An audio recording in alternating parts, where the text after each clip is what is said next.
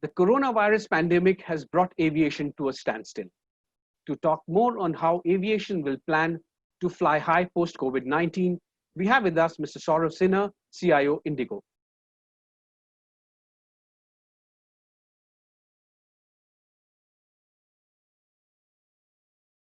Hello, viewers. Welcome to this extremely interesting fireside chat on flying high again post COVID-19.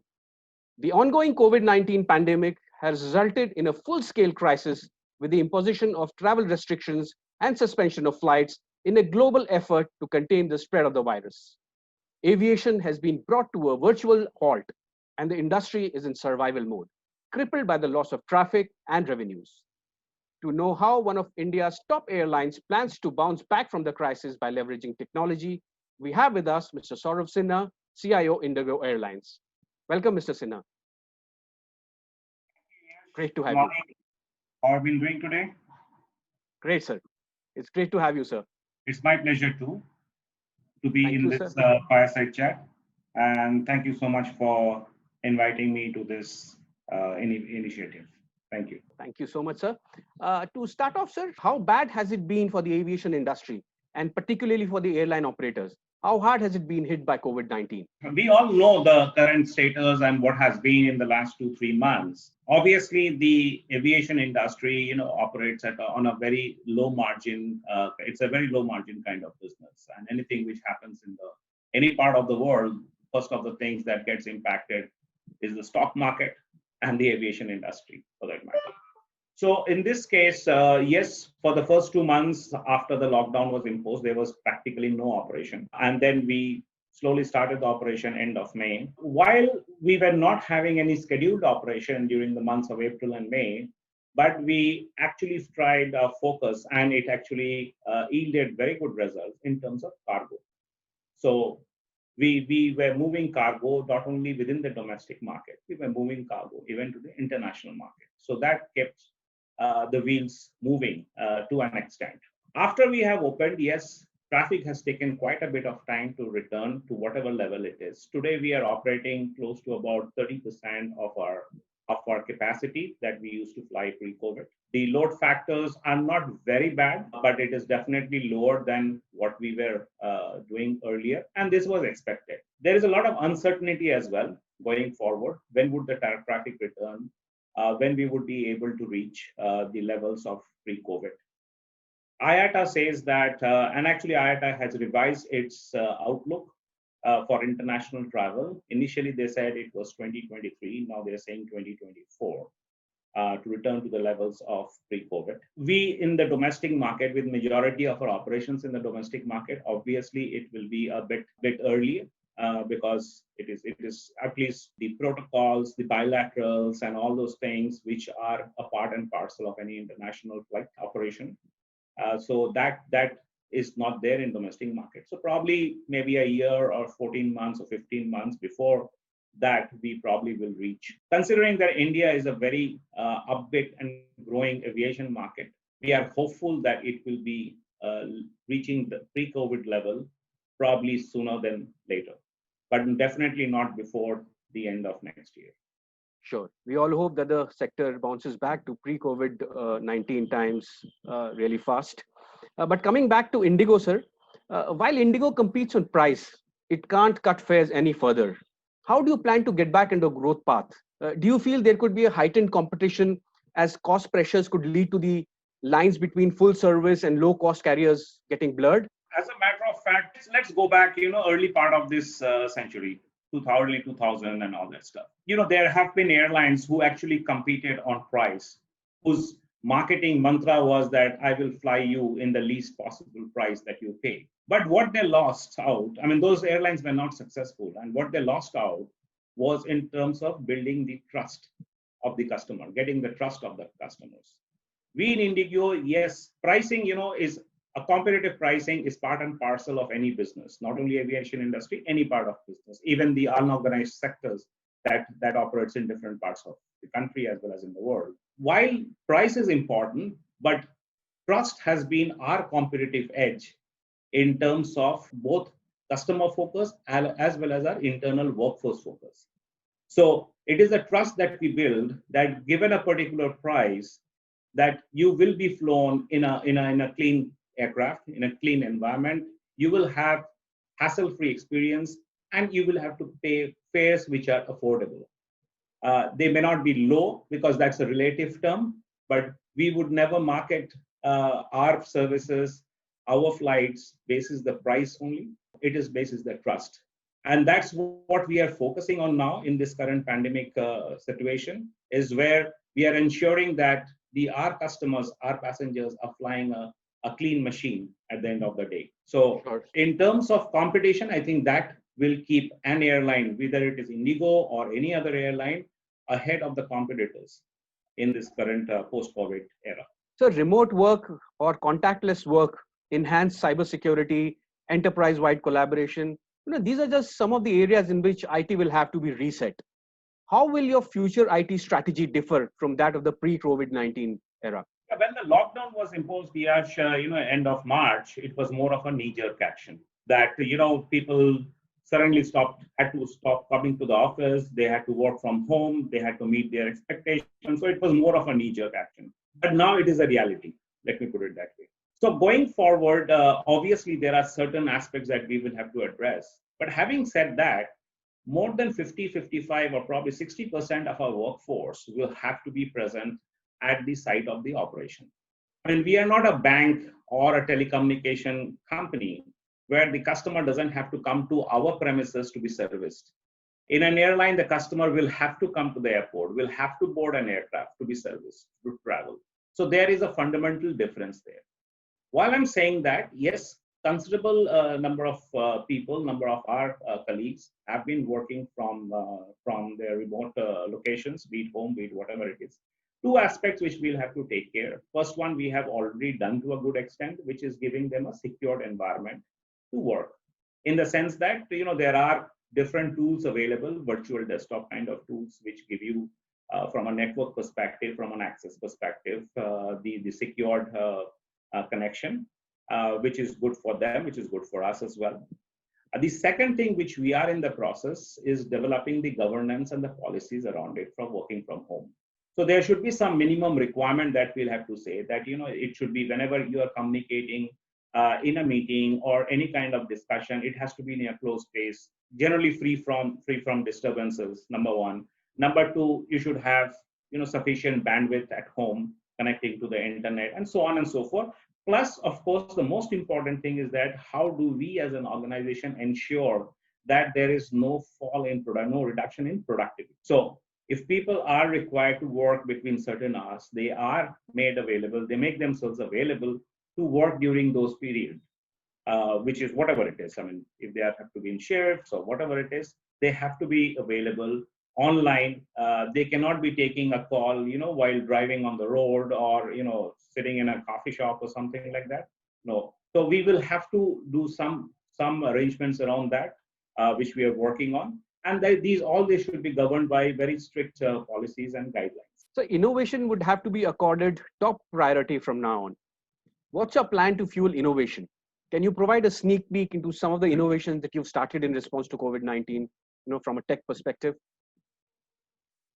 In my view, for innovation, there is no start or end date, or it has to be within the culture of the organization. It has to be in our DNA. And we have encouraged innovation all this while within my team, outside my team, within our organization, so it becomes a part and parcel of our daily work. We should be thinking, out of the box, as they say. While the innovations will continue, probably there will be a shift in terms of what are the priorities in considering the current situation. One priority, of course, is less touch and touchless. So today, if one is traveling, any of our customers traveling, he's mandated to do a web check-in for himself and also for his bag, if he has a check-in bag. He cannot come to the counter, just landing there for check-in. As a matter of fact, the percentage of remote check-in have increased from close to 38-40% to over 94-95% now. And this is very encouraging for us. We have been trying to do that by different means and ways, but we were not successful. But this happened just in one day. And we can see that percentage being very consistent. for the last 2 or 2.5 months that we are in operation. Now, some of these things will definitely have to be there, but people will prefer, customers will prefer that their journey is as touchless as possible. But they should also be aware, I mean, we should also be aware that they might need some help, at the airport for some reason whatsoever. They cannot go, the concept of, may I help you desks or information desk will actually go away. But our people, our team at the airport should be able to identify that customer and service him on a one-to-one basis. I mean, everything cannot be done just with giving him some information and taking some information through a mobile phone or a smartphone or whatever it is. It doesn't happen. I mean, sometimes it would be very specific when he would actually require somebody to attend to him in person. But he would not like to be part of a big crowd in front of the boarding gates or in front of this desks, information desk and all that. Those will be history in my view. So in that case, we should use technology to identify where is this passenger, okay, and then ask him what he needs and arrange for that as seamlessly as possible. So that is from the innovation. The other innovation that we have actually implemented very recently, although it started pre-COVID, but we accelerated it, is for our internal workforce. So what we do is that whenever we do the, whenever we have adopted this concept of digitalization, we were not looking at pockets. We were looking at the end-to-end process. Say, for example, and what we have done is for our crew, our cabin crew and our cockpit crew, we will do it, but cabin crew is kind of done. We have taken a crew's entire journey right from the time she steps out of her hotel or her home till the time she gets back there. So the entire journey today has been made touchless for her. She doesn't have to fill up a paper. She doesn't have to sign a document. She doesn't have to go to a common kiosk to check herself in or check herself out and submit reports. And this has all been taken care of electronically, technologically on her own personal mobile phone. So that's the kind of innovation that we are driving. So it is with the crew, it is with the engineers on the ground, it is with the other sections of our workforce as well. So while I say yes, it cannot be just, we will start innovating things now. This has been a part of our DNA for quite some time. We have been doing it and we will continue to do it. Probably the focus and the relevance will change considering the current situation. Sure. So there are some great initiatives that you've taken, certainly. Sir, going forward, how will you reallocate your IT budget? Because, there are no two ways about it that the IT budget would be under pressure. So which technologies are there on your priority list and why?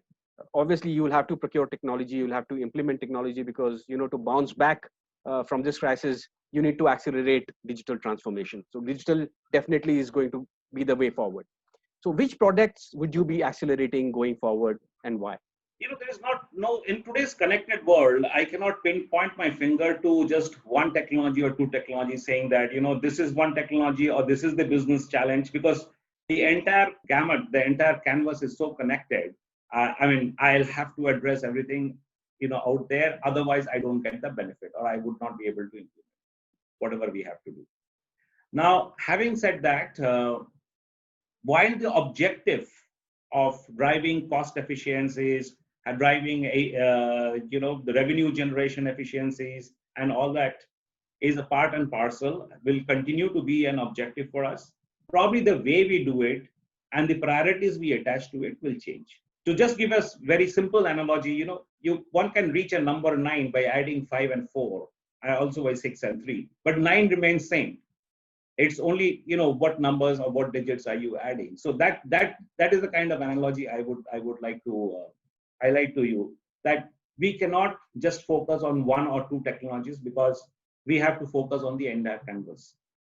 The dependency, the interfaces, the integrations are so intricate today. There is no concept of a standalone solution. So we will be identifying those processes. And as I said, it's a journey that we will have to see. Be it the journey of our customer, right from the time when he books on us till the time he actually walks out of the arrival at his destination. Be it our internal workforce or be it our stakeholders. So we will have to take it more in a combined state and drive our efforts with whatever budget is available with us to implement those initiatives. Sure, sir. Sure. So it will be crucial to maximize loyalty and protect the brand. What are your plans on these two fronts going forward? You know, the biggest concern of any traveler today is that of his health, whether he will pick up the infection when he is in a public environment, you know, where there are too many people. The first and foremost thing would be to ensure that we are aware of this. Of course, we are all aware, but we are taking definitive steps, helping them a bit here, bit there, on a case by case basis, and ensuring that they are away from picking up this kind of infection that all of us are very much aware of. It is basically winning their trust. And as I said, you know, we used to work and we continue to work on 3 promises to our customers, which are affordable fares. We offer affordable fares. We operate our flights on time. And we would like the customer to have a hassle-free experience when they travel with us. The fourth thing which is coming up and which has come up, and we are extremely serious about it, is a health safe journey, end to end. Okay. So that is something that we are focusing. That is something which we strongly believe will help us to win over the trust of our customers. And it will, and as an industry, I think that is the focus where we are. If you are aware that some of the initiatives of government of India in terms of like Digi Yatra kind of initiative, which actually enables a customer to just walk through the entire process, including security and the boarding and all that stuff, will further enhance the confidence of the traveler. So that is something that we would focus on, we would put our bets on, and we will ensure that our customer have a health safe journey as well. Sure, sir. Sure. So finally, Mr. Sinha, what is the one business technology strategy that you have up your sleeve that could real differentiator for you in the post-COVID-19 era? As I said, you know, it's difficult to point to one, but let me tell you this, that this less touch or touchless travel is something that we will be focusing on, because that is imperative. How good we do it will put us that much forward or not that much forward against our competition. So that would be the focus area. We can use, you know, different types of technology, different types of projects can be initiated, but that would be this, you know, one of the primary objectives, apart from whatever else we do. Sure. Sure. Thanks a lot, Mr. Sinha, for those wonderful insights. It was a pleasure having you. Thank you so much, Yash. Thank you again. Rising to the challenges of a crisis is nothing new to airlines and the broader aviation and travel sector. Just as the industry has overcome past health epidemics, economic recessions, unfortunate safety incidents, and other debilitating events, it will overcome this too. The bottom line being, actions that technology decision makers take during this period will influence how quickly the industry recovers. Thank you very much. Thank you so much, Mr. Sinha, for sharing those valuable insights.